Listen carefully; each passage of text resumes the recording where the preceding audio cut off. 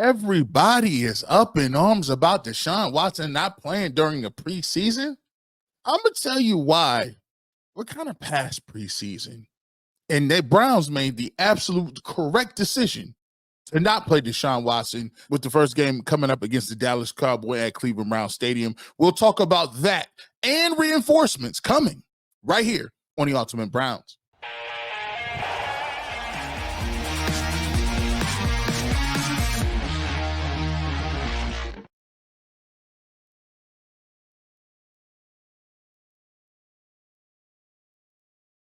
Welcome on in. I know I've been gone. Shout out to everybody who's been wondering where I've been at. Vacation was good in the sunny state of California, but it is football season, and G. Bush had to return to break it down right here on the Ultimate Browns. We want to thank everybody for making Ultimate Browns your part of your daily schedule, part of your listening habits, and we appreciate you guys liking and subscribe over here on the Ultimate Cleveland Sports Show. Got a great show planned for you today. It is under 2 weeks until the Browns take on the Dallas Cowboys, and we got a lot of stuff to talk about while I was gone. We're going to get into the Browns' last preseason game against the Seattle Seahawks and the choice not to play Deshaun Watson. We'll talk about a little bit what went on in that game. Also, reinforcements may be on the way. We got some good news from the Browns with Jed Wills and Jack Conklin. We'll tell you about that coming up later on in the show. There was an injury update and a health update on one Nick Chubb. We're going to see him probably later rather than sooner. We'll discuss that coming up here in the show as well. But first, let's talk about the Cleveland Browns and what they got into with the Seattle Seahawks. The big news was Deshaun Watson didn't play against the Seattle Seahawks. Coach Kevin Stefanski came out and said that he thought it was best for him not to play. So Deshaun Watson did sit. We did get an opportunity to see DTR, who looked pretty good, who I think really solidified himself as the guy that's going to win this roster battle between him and Huntley. I thought Huntley played pretty good. I thought he showed himself to be a very solid backup. Well, it's yet to be seen whether or not he's going to be able to make it on the practice squad or not, because he can't be claimed. We'll see how that goes. But I think DTR is going to be one of the guys that's going to make this roster, along with Jameis Winston being the backup and Deshaun Watson. But the main thing what everyone talked about while it was gone was, man, people was just running around here just losing their minds. It was the building was on fire because Deshaun Watson wasn't playing. And I've told you all along, go back and watch my joints on UCSS. Go watch what I said. I said I wouldn't play him the whole year. And the reality of it is, we'll talk about this coming up after we play this clip. We had a chance to talk about this on the Ultimate Cleveland Sports Show. And I said, listen, simply the Cleveland Browns are at a different place. And I think the Cleveland Browns are the place right now where worrying about preseason games and getting an opportunity to feel good about what you saw so you can rationalize whether or not you think they're going to play well against the Cowboys or not is not a place where they are anymore. And I'll explain that when we get back. But this is a clip from the Ultimate Cleveland Sports Show talking about where the Cleveland Browns are and why I just don't believe that playing in preseason games is the ultimate goal or moves the needle either way if they play well or bad in those preseason games, especially when it comes to Deshaun Watson. The reality is, us Cleveland Browns fans and the media have not moved along with the process. We have not grown with our squad. And what do you mean by that, G. Bush? You haven't grown with the team because we still think that this team is at the prove-it stage. They're not. This team isn't young. This team isn't some young team where we're trying to develop people or trying to find studs and trying to find who actually belongs in the league. Actually, to be truthful, they're a veteran squad with a bunch of older guys that have injuries. And if we haven't learned anything, the Bible talks about this all the time. People that are always learning but never come into the knowledge of. What does that really mean? That means that you have things happen to you in your past, and instead of learning from it and truly learning from mistakes you made, you keep taking time to learn. We ain't got time to keep learning. The Browns have all of these different people on PUP lists. We just talked about Conklin. We just talked about Wills. We got to the fact that we know Deshaun Watson's arm and Newsom and Dalvin Thompson. All these guys have had offseason surgery. So if you're Kevin Stefanski, your job is to get the most out of your team and get them prepared for week 1. And the reality of it is there is no amount of passes that Deshaun Watson was going to throw against Seattle, whether it was 5, 10, or 15, that was going to guarantee that he played well or played terrible against the Cowboys. And that's what we're talking about. At the end of what we're trying to get to here, boys and girls, is that we are a team that is not filled with guys that are at the bottom of your roster, and you're trying to find 5th or 6th round guys that are going to be playing for you. The Cleveland Browns have had this arc, a trajectory of when they're trying to build their roster and build their team and organization. You now have your general manager. You now have he signed to a second contract. Your head coach is signed to a second contract. All of your multiple players are getting 5th-year options or long-term extensions. The Cleveland Browns are at a position where they're not trying to be rolling guys out here in preseason, hoping to find somebody that's going to be a starter at receiver or tackle. The starting positions are already taken. And when people say, oh, well, you're taking my comments, G. Bush, what are you talking about? Yeah, it's a prove-it league. You got to prove it every year. No. You're not listening to what I'm saying. What I'm saying to you is you can't prove one way or the other anything in preseason. That's not where you prove yourself. You prove yourself in the regular season and the playoffs. And to get to the regular season and to get to the playoffs, ultimately, you need healthy, solid players that can contribute and not backup guys off the street. What good does it have? What good does it do you to make the playoffs like the Browns did last year and be down to their 5th quarterback or their 6th tackle, 2 backup tackles? You don't got defensive tackles. Your whole secondary is banged up. Your number 1 receiver, Amari Cooper, is dinged up. You don't have your number 1 running back. When you have all of these injuries and you got all these guys that had offseason injuries, including Newsome, Dalvin Tomlinson, Jed Wills, Conklin, and including Deshaun Watson, why is it that you're trying to trot those guys out there and put them in harm's way? For what? A preseason game? And like I explained to Jay and Bull in this conversation, if Deshaun Watson would have went out there and threw 5 or 6 passes, right? And he was 5 of 6 for 89 yards and a touchdown. Do you think those sample size, that number is going to affect him in any way, shape, or form when it comes to playing well against the Cowboys? No, that was 6 weeks ago. If he would have played last week, he would have had a whole nother 2 weeks game planning specifically for the Cowboys, game planning exactly what they want to run, how they want to run it. Whatever he would have did in that game did not matter one way or the other. If he would have went 0 for 5 or 0 for 7 in an interception, he was still going to be the starting quarterback. And guess what? He was still going to have the game plan for the Cowboys. The reality of it is these games aren't for them. They're not for the Browns players and the coaching staff. You know what it's for? It's to make money. It's to go out there and to sell preseason tickets. And it's also to get the media to talk about the game 24 hours, 7 days a week, and having preseason games to make money. That is what the league is great at. But those reps that they're getting in the scheme of things is not meaning anything to them. And so when Kevin Stefanski says, hey, man, I'm not taking no chances. I ain't gonna do it. I'm not gonna take no chances. My goal is to get him to be in the first game, ready to go, locked in and healthy and ready to get this season started. We're not doing all the rest of this stuff. And at the end of the day, you guys are gonna have to pick a side. And, right now we 2 weeks in. You're gonna have to pick a side.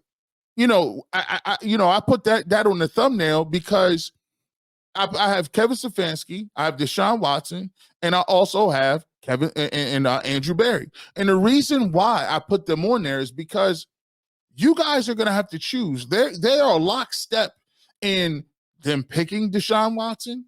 Coach Kevin Stefanski is the person who said he wanted to call the plays and coach him.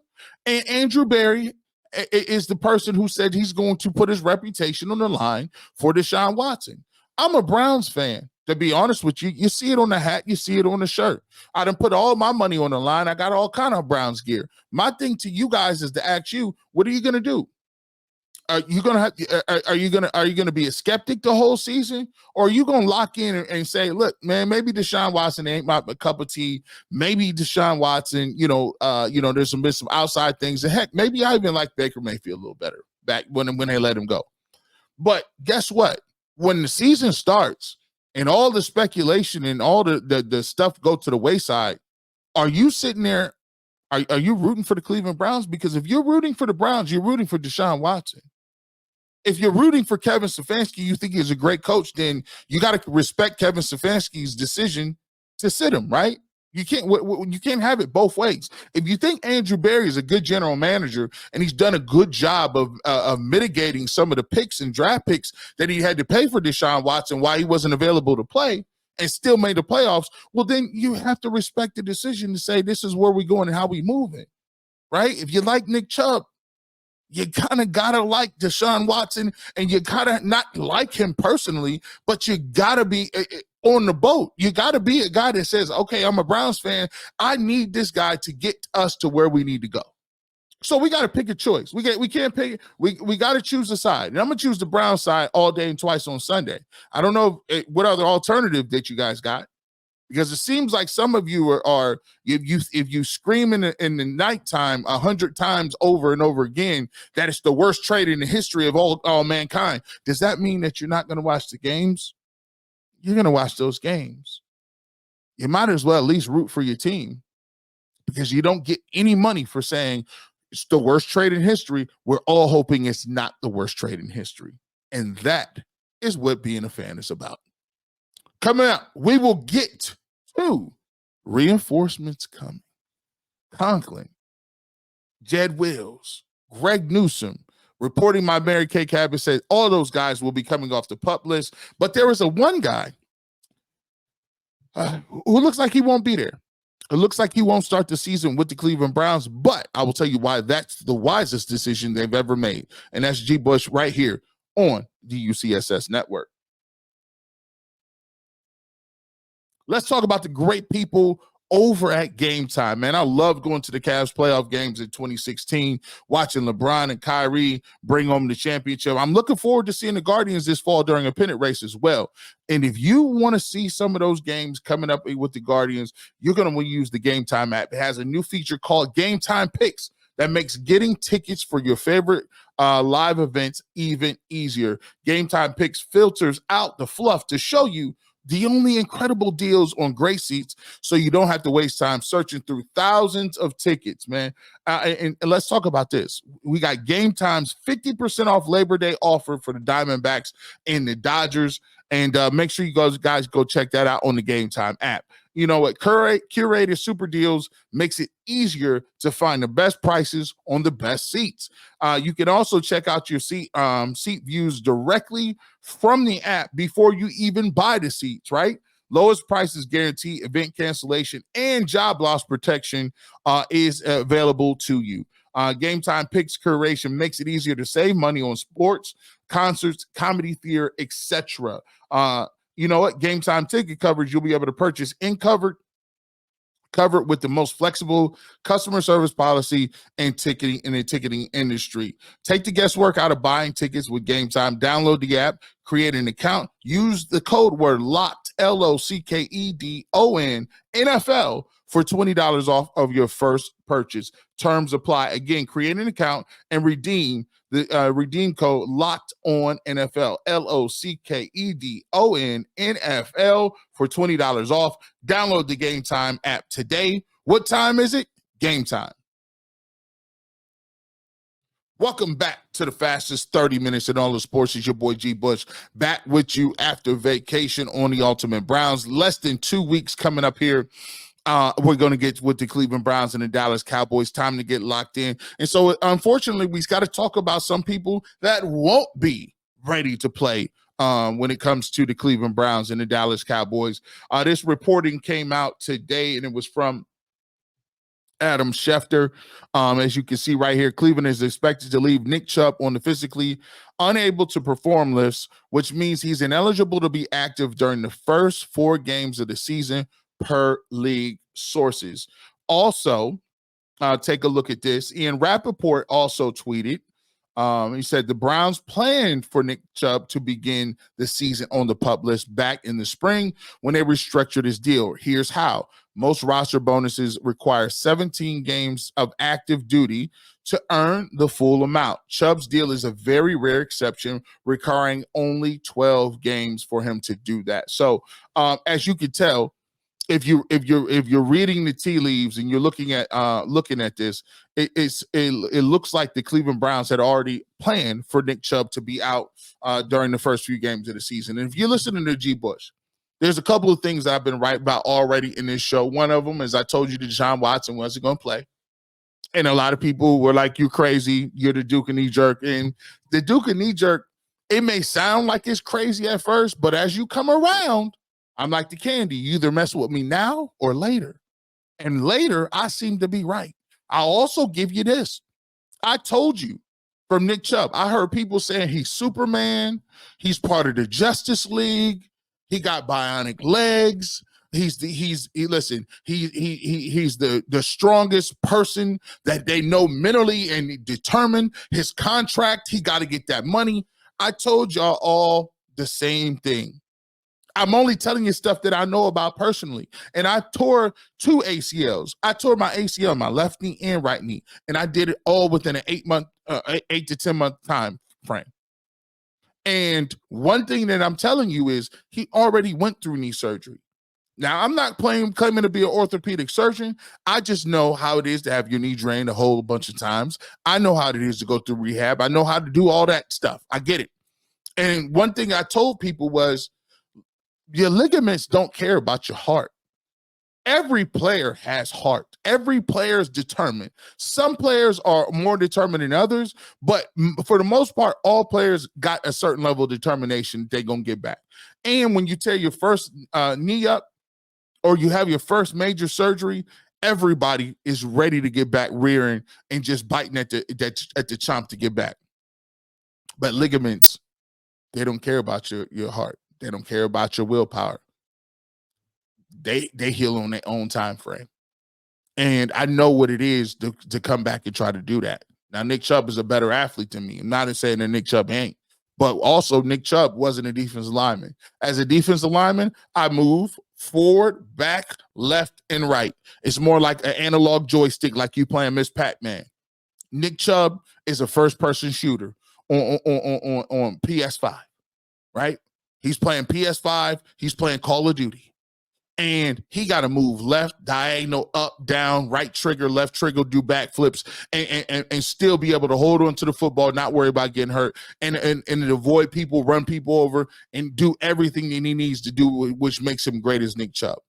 That wasn't going to be happening week 1. I could tell by the way he was just running. I just see it because I've ran that way.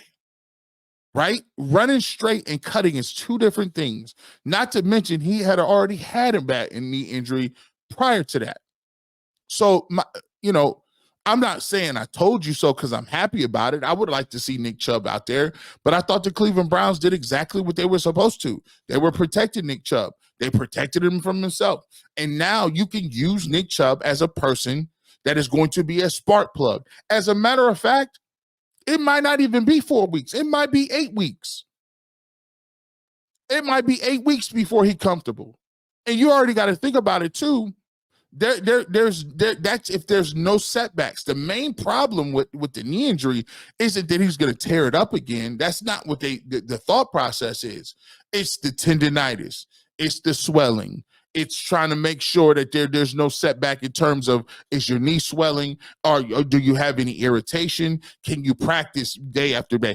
Go ask Todd Gurley. Todd Gurley was one of the best backs in the league. And I'm not saying that his knee is the same as Nick Chubb, but every time you have a surgery, there's going to be some level of deterioration. Like, don't tell you, like people tell you modern marvel, modern medicine. Listen, how many surgeries you done had? That'd be cracking me up. People ain't not had one reconstructed knee surgery. Talk about modern medicine, bro. You still got the knees you was born with. Mine ain't the same. You still got the cartilage you was born with. My vertebrae, my ligaments, my MCL, all my CLs, ACL, MCL, PCL, they ain't the same. And anytime you get that football, and anytime they cut on you, the orthopedic surgeon will tell you one thing. It's nice to say that, but it's a different thing in practice. Everybody heals at their own rate, and I'm not taking that away from nobody, but let Nick Chubb come back at his own time. Don't rush the man. And listen, if you have to have Nick Chubb at 100% at the beginning of the year for you to make the playoffs, then you wouldn't deserve it to make no playoffs, because the Browns should be talented enough to withhold and to withstand one person missing on their squad. And then remember what we talked about. You're at a different level now. Right? We gotta evolve the way we think about the team. We can't just be sitting here thinking like, oh, we need all hands on deck and everybody got to play an A+ for us to win. Ain't it? Some games you have to rough it out. Some days it's gonna be special teams. Some days it's the run game. Some games Deshaun Watson gonna have to play well. Some games Jerry Jeudy gonna have to make plays. Some days it's gonna have to be backups. Like when you get to a point where you got veterans at every position. Now it isn't about black or white. It's shades of gray about how you analyze the team and about the way you go about it. So look, Nick Chubb is going to be a guy that's going to help you out the second part of the year. That's what it is. And that's great, because that's when you take a look at the schedule and you see how the schedule ramps up at the end of the year. You need a good Nick Chubb at that point in time. I'd rather have him at the end of the year peaking and getting healthy when everybody else is declining because of the wear and tear. And that's another reason why Kevin Stefanski is not playing these guys like this. He's not going to run guys into the ground to make you guys feel good about yourselves. Like, hey, let me run my team into the ground so you can look at 10 plays or so to say, oh, at the water cooler, you know what, Joe? I really liked what the Browns offense in the second unit did against the Seahawks. I really feel good about it. It's not about making us feel good. It's about getting the team to a specific point. With that being said, we had some bad news, so to speak, but we also got some good news. Reinforcements is on the way. Jed Wills and Jack Conklin got updates, and we're going to come back and tell you, because I'm going to let you know this was a sight for sore eyes right here on the UCSS network. Speaking of sight for sore eyes, the Guardians, whew, hey, they won a tough fall series with the Texas Rangers. Got a doubleheader coming up here with the Kansas City Royals. We need to get two of those, man. The best place to get your baseball conversation is Zach Miles or Adam the Bull right here on the UCSS network. Don't forget, basketball season is still going. We still waiting for the Cavs to make some trades and some deals. No, I'm just playing with y'all.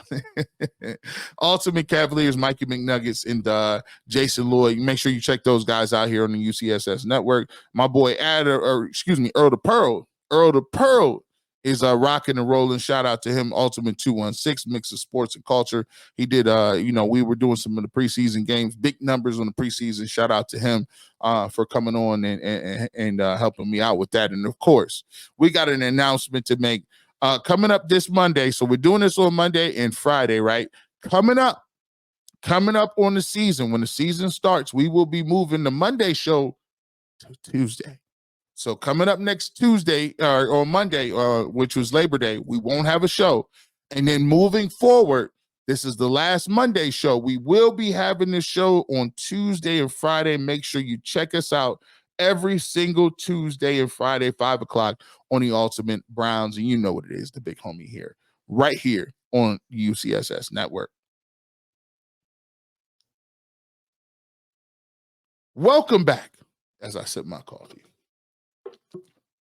to the fastest 30 minutes in all the sports. Your boy G Bush here, right here on the UCSS Network, Ultimate Browns. Make sure you hit that subscribe button. Make sure you continue to support us over on YouTube and get ready for the season to start. Under 2 weeks ready to go before we kick off with the Dallas Cowboys. And we getting some much needed reinforcements over here. And let's take a look at this. This was by Mary Kay Cabot. She tweeted this out. Browns offensive tackle Jack Conklin cornerback Greg Newsome among players to be activated off their injury list amid the 53-man roster decisions. This is great news. Also, with that, Jed Wills will be activated as well. However, he will not be scheduled to practice as of yet. So he has a little more of a runway to get to the first game. But Jack Conklin has been activated. He has been activated. He will practice. We will see Jack Conklin at practice this week. Also, they will be moving him and playing him at left tackle, which is great. Great to hear that. We knew he played a little left tackle in college. So he will be getting some left tackle love until Jed comes back. But if Jed is a little late getting back into the season, seeing that he's not ready to practice yet, the Browns are prepared to go with Jack Conklin at left tackle, DeJuan Jones at right tackle. And, that's the advantage of having two tackles like Jed Wills and Jack Conklin and DeJuan Jones, who are in that mix that, you can mix up. You got three good tackles that you feel are NFL starting caliber tackles. And so now you get to see some of that, right? Get to see some of that depth at play. So it's always good to see, the Browns get back and ready to go, because to me, the biggest challenge coming up, and I don't think people is talking about this, is you got DeMarcus Lawrence and you got Micah Parsons on this defense. Two game records, right? You got Diggs at cornerback. So you got guys at each level, bookends up front, that can make some noise. So the Cleveland Browns in the new passing game, you're going to have to get that together. You're going to have to get all those dudes that are communicating on the same page, because trust me, those two defensive ends, they're going to run some. It's the first thing I'm doing if I'm the Cowboys. I'm rearing up and I'm getting ready for the pass rush. We're going to be doing a lot of stunts up front. We're going to be moving around. You're not going to know where we're coming from, because the main thing is communication. Are you communicating the twist and the stunts? I don't have any concerns about what's going on in the interior, but they're going to have to work out what they do in the pass protection game at tackle. You got Jerome Ford. Is Jerome Ford going to be able to pick up the blitz off the end? Are you going to be able to single block? Are you going to have to keep David Njoku in? Are you going to use more chip blocks and different things? If Marcus Lawrence is on the other side, you may have to handle him one-on-one, because you're gonna slide your protection to Michael Parsons. So these are the biggest, and that's why I always tell people, stop with the noise that it's all about Deshaun Watson and it all boils down to him. You're reducing the game to stuff that sounds ridiculous. There's so many games inside the games. There's going to be a game to see if the Cleveland Browns commit to the run enough in that game, because the best way to slow down a pass rush against the Dallas Cowboys is your screen game and a solid running game and play action. Are they going to be committed to that? Another way to stop that is David Njoku. He's a very good blocker, but he's also a great pass catcher. Are they going to be blocking and releasing and making sure that Deshaun Watson has enough time to be able to stand back there and to find those receivers, right? I'm looking for, on these option routes, Jerry Jeudy and Amari Cooper. Are you guys going to be on timing enough that you see one thing and Deshaun Watson sees the same thing, and then you can hit those option routes to make a big splash play here or there? So there's going to be a lot of different things that's going to go into this game, and especially when you're playing a team like the Dallas Cowboys, offensive line is something big that I like to see, and it is very encouraging to hear those updates on Conklin and Jed Wills. Also, you got a little something on Newsome. Greg Newsome is coming back. Now listen, hey, Cam Mitchell, boy, they was victimizing you on the slot fade. They hit you in Green Bay with it. They hit you again with the slot fade with the first series with Geno Smith, in Jackson Smith and Jigba. Like, we're going to have to figure out, they're going after the slot corner. They're going after y'all with that. So, Cameron Mitchell had a rough preseason when it came to that. It's good to see Newsome back. Emerson has been playing well, especially coming after, the way he was going back and forth with Justin Jefferson. I'm a little concerned, still in the protocol with Denzel Ward. We want to figure out if he's ready to go. So those are some of the people that have been upgraded. Looking forward to seeing more guys being upgraded off of that list. And if they can get guys back ready to go, I think the offense will be ready. I think defense will be ready, and I think the Cleveland Browns will be pretty much whole. If they can get the linemen back, they won't have Nick Chubb. But I assumed they weren't going to have Nick Chubb. I think you'll see Judy, Amari Cooper. Obviously, you saw Elijah Moore. I thought Cedric Tillman going back to the game, it looked pretty good. Cedric Tillman and Jamari Thrash look very good against the Seattle Seahawks. So I'm confident in what the receiver core is going to give you. I also like some of the concepts that I saw from Dorsey. I like the fact that now we got guys doing crossing routes. I see guys trailing. I see guys running different angles. It just looks like a different feel for it. And I was excited to see the Browns put the ball in the end zone. I want to see what the run game needs to progress with. I need to see more physical running because I do think they're going to have to slow down the Cowboys in that game coming up here as well. With that being said, we are right now within 2 weeks. It's time for everybody to lock in.